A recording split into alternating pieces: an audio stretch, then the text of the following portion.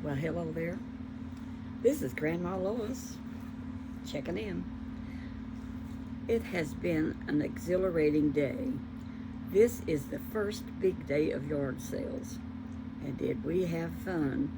I just couldn't keep from making a bunch of shorts because I met such interesting people.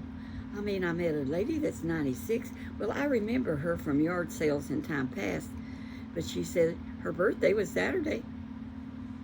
And how did you like my Taylor Swift glasses? What did I do with them? I'm hunting for them.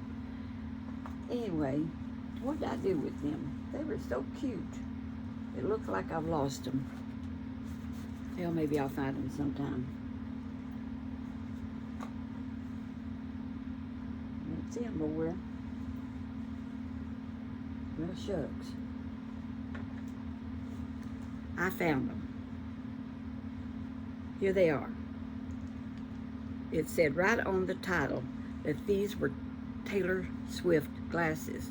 But it reminded me of Conway Twitty, who always said, "Hello, darling," in such a sexy voice. I was a lot younger then, but I thought he was the most sexy singer you ever saw. He was a good singer. But Taylor Swift designed glasses. Now, we have a grandma that wears different kind of glasses, but that's not my thing. I'm into hats. And I found this hat this morning, and it is so beautiful. Look at that. I showed it on my thing, but what I really like about it, which you can't see, it's got this beautiful bow in the back. See that? Anyway, I just found so many good things this morning, and they were reasonable. And you know how I love hats.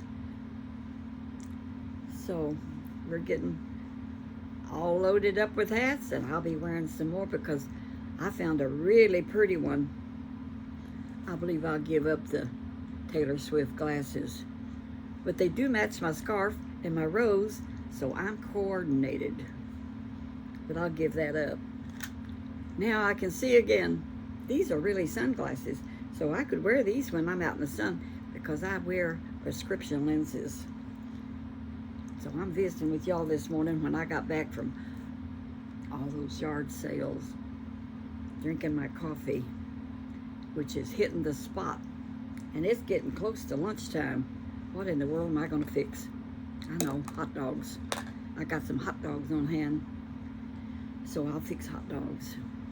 Well, you know, all around Grandma always talks about groceries and stuff, and so I've got stuff that I can whip up something fast.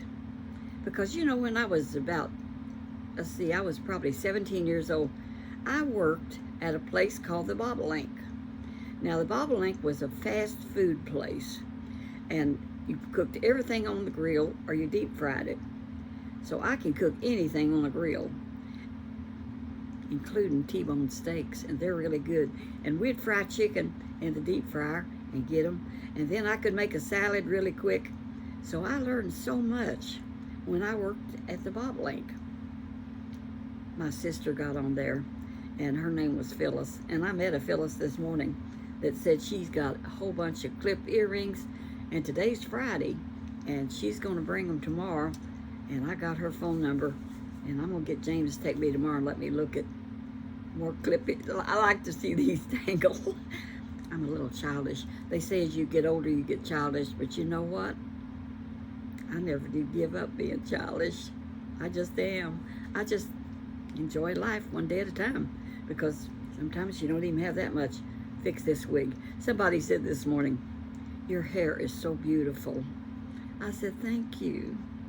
It's my wig." That's a wig? Yes, it is. I wear pretty wigs. I get them from Paula Young. And this one is called the Blair. And it suits me perfect. I've got a couple of them. I wash them back and forth. You know you have to because your hair is so oily. Now, where was I? Oh, yeah. About the Bobolink. So when I was working at the Bobolink, and my sister, she got her job at the Bobolink. And we had a boss that was a young guy. And he was very picky about things. And I I could do whatever he wanted done. But my sister Phyllis, who has gone on to be with the Lord 15 years ago, and I miss her still, she was not outgoing. She was a kind of shy person. And so she just didn't make it with the customers, and I always flipped around and flirted around and still a flirt and still flippy. You know, you don't change just because you're 90. So anyway, he fired her. He said, I'm just not keeping her. And one time he said, well, I have my idioscrencies. What is an idioscrency? Look that one up. I had to. I looked it up. I may have to look it up again. He was a strange little guy, but very rich. I don't know if he ever got married or not. He was real young, but his daddy set that business up for him. So he had his own little restaurant, and he could run it any which way he wanted to. But one day I quit my job because, number one, husband, I was working and living with a girlfriend, and we were not lesbians. We were just girlfriends. You didn't talk about lesbians back in 1952. I mean, you just didn't talk about it. If you had it, you hid it. And you didn't say, I'm LGBT. It was not a proud thing to be, I'm sorry. I mean, I'm old-timey. But anyway, we were girlfriends. And I found out my husband had went AWOL. So I just went to the Great Lakes. I quit my job with that little old guy. And I just caught me a bus with a suitcase. I packed me a hat, little high heel shoes, not high, about this much. And I just went to Great Lakes. I caught me a bus to Great Lakes. I didn't say bye to nobody. I was very impulsive. But when I got there, everything worked out. I went straight to Great Lakes, the big office. Well, I had to spend the night in Chicago, and it was New Year's Eve. And there was what happened was a couple they greeted me right as I got off the bus. And I was a cute little old girl at that time. And they said, have you got a place to stay? And I had read a book about white slavery. And you know what white slavery is? Those people would meet the buses of the country girls coming in. They would give them a room, they'd dope them up, and they put them into prostitution. And I had read a book on that my daddy brought home. I just heard James knock on the door, and I want to finish this. I'll have to finish it maybe another time. I can't hardly talk in front of him because I just open up with you all and tell you what's going on. But I'll tell you what, I went there to Great Lakes and stayed with number one.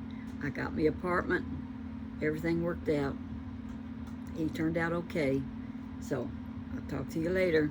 God bless you, and walk that walk where Jesus would be pleased with you. So this will be a continuation. I'll tell you about it more another day. Bye-bye. God bless.